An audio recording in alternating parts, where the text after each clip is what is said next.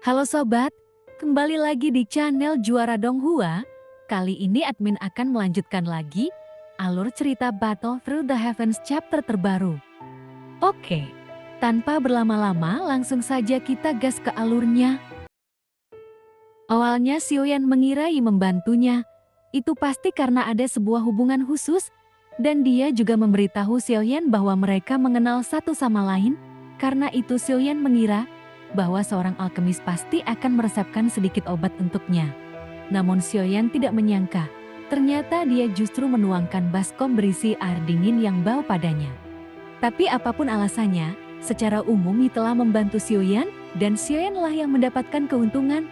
Meskipun instruksinya sangat membantu, namun Xiaoyan masih ragu untuk mengucapkan terima kasih padanya. Karena ada kata-kata yang tidak menyenangkan yang diucapkan oleh Yi, Xiaoyan pun tidak membantah dan diam-diam menerima perintah Yi. Kemudian Yi tidak berkata apa-apa lagi dan lalu menghilang dari platform batu, sehingga kini hanya Xiaoyan yang tersisa di sini. Pada saat yang sama, ketika Xiaoyan melihat sekeliling, dia bahkan tidak bisa bergerak dari platform batu. Lalu seolah-olah dia terpaku di ruangan itu. Xiaoyan masih ingat pada awalnya bahwa dia telah melihat sosok-sosok yang tak terhitung jumlahnya. Di masa lalu, mungkin itu adalah tempat alam dewa kekacauan yang sebenarnya. Kemudian Xiaoyan saat ini merasakan sesuatu yang aneh dan datang dari tubuhnya. Dia pun segera mundur dari alam dewa kekacauan dan kembali sadar keluar dari dunia kekacauan. Ia berpikir bahwa jika dia meninggalkan lubang cacing, itu akan menjadi beberapa kali lebih cepat dari yang diharapkan. Karena meskipun bahtera peninggalan ratu telah diperbaiki, ia tidak akan pernah bisa menggandakan kecepatan lubang cacing. Namun perjalanan waktu normal akan memakan waktu setidaknya 10 tahun. Dan saat ini, baru dalam jangka 1 tahun telah dilalui. Namun ternyata dia pun akan segera tiba di tujuannya. Saat ini hanya ada 2 kemungkinan.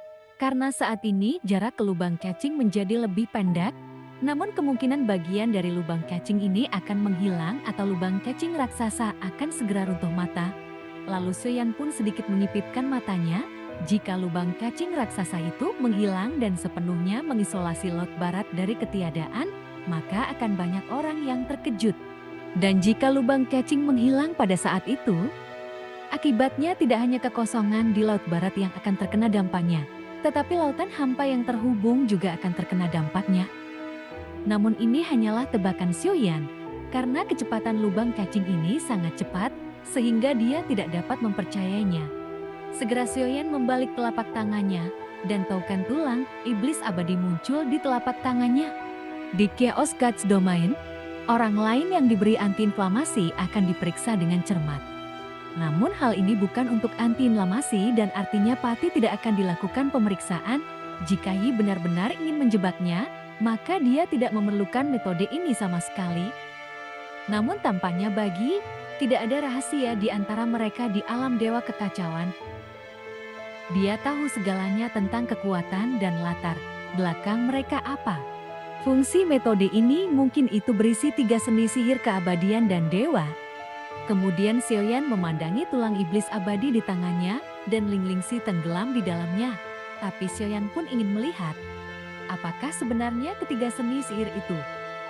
Dan apa yang Xiaoyan tidak mengerti adalah bahwa dia menghabiskan banyak waktu untuk mengeluarkan tugas dan hadiah, serta akhirnya memberinya token tulang iblis abadi, karena dia terlalu lemah.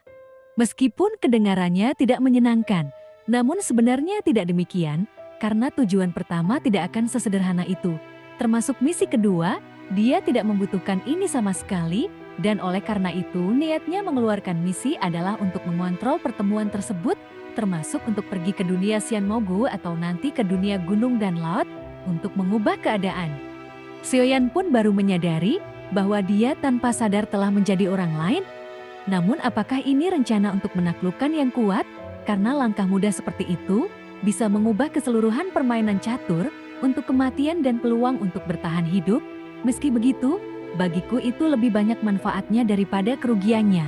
Karena selain harga yang tidak diketahui, tim Immortals Demons dan Monuments memperoleh banyak keuntungan. Lalu setelah memikirkannya, Xiaoyan tahu bahwa dia sedang dimanfaatkan.